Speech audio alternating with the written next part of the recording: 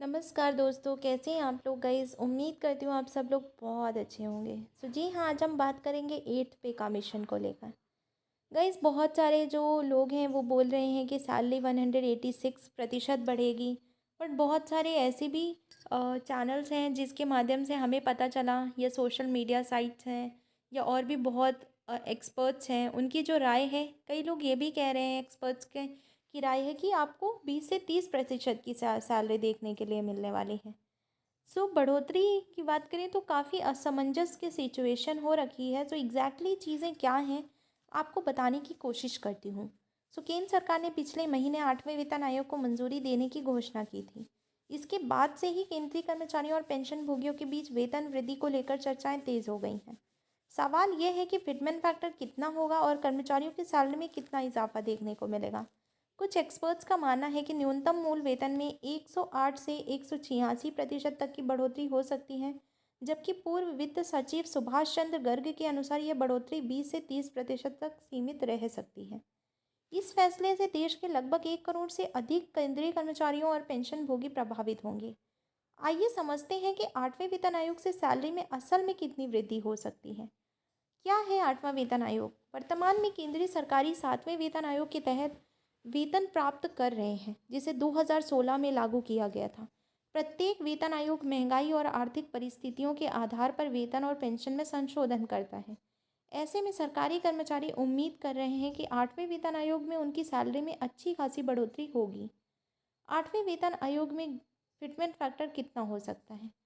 Fitment factor वह गुणांक होता है जिससे पता चलता है कि न्यूनतम मूल वेतन में कितना गुना इजाफा होगा। पूर्व वित्त सचिव सुभाष चंद्र गर्ग के अनुसार सरकार 1.92 से 2.08 के बीच फिटमेंट फैक्टर को मंजूरी दे सकती है। वहीं NCJCM national counselling joint consultative machinery के सचिव शिव गोपाल मिश्रा का मानना है कि फिटमेंट फैक्टर 2.86 होना चाहिए। 8वें वेतन आयोग के तहत संभावित सैलरी वृद्धि। अगर 8वां वेतन आयोग जनवरी 2026 में लागू होता है तो उस समय महंगाई भत्ता करीब 60% होगा। मौजूदा न्यूनतम वेतन 7वें वेतन आयोग के तहत 18,000 डीए जोड़ने के बाद वेतन 28,800।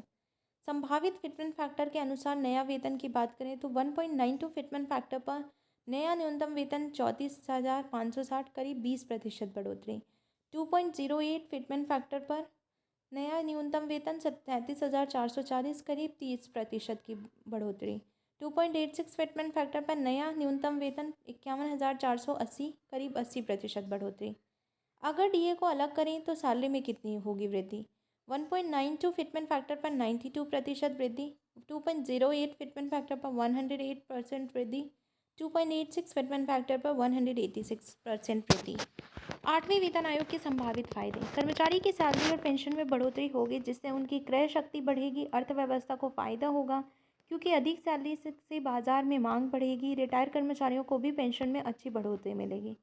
8वें वेतन आयोग से संभावित चुनौतियाँ।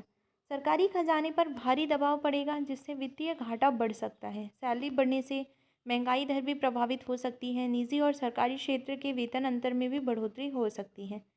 क्या सरकार करेगी 8वें वेतन आयोग में बड़ा इजाफा? हालांकि सैलरी में 20 से 30% तक की वृद्धि अधिक संभावित लग रही है, लेकिन सरकार की आर्थिक स्थिति और महंगाई दर को देखते हुए इसमें बदलाव संभव है। यदि सरकार 2.86 फिटमेंट फैक्टर को मंजूरी देती है तो केंद्रीय कर्मचारियों के वेतन में 186% तक की वृद्धि हो सकती है, लेकिन यह आर्थिक रूप से सरकार के लिए चुनौतीपूर्ण होगा। 8वें वेतन आयोग को लेकर केंद्रीय कर्मचारियों की उम्मीदें काफ़ी बढ़ गई हैं। सरकार की ओर से आधिकारिक फिटमेंट फैक्टर की घोषणा होते ही स्थिति और स्पष्ट हो जाएगी। फिलहाल 20 से 30% सैलरी बढ़ोतरी की संभावना सबसे मजबूत मानी जा रही है। यही थी कुछ 8th पे कमीशन को लेकर अपडेट जो निकल कर सामने आ रही थी। और भी ऐसी कोई अपडेट्स आएंगी तो डेफिनेटली मैं इस चैनल के माध्यम से आप लोगों के लिए लेकर आऊँगी। आज के लिए इतना ही गाइस, मिलते हैं अगली वीडियो में। जय हिंद, जय भारत।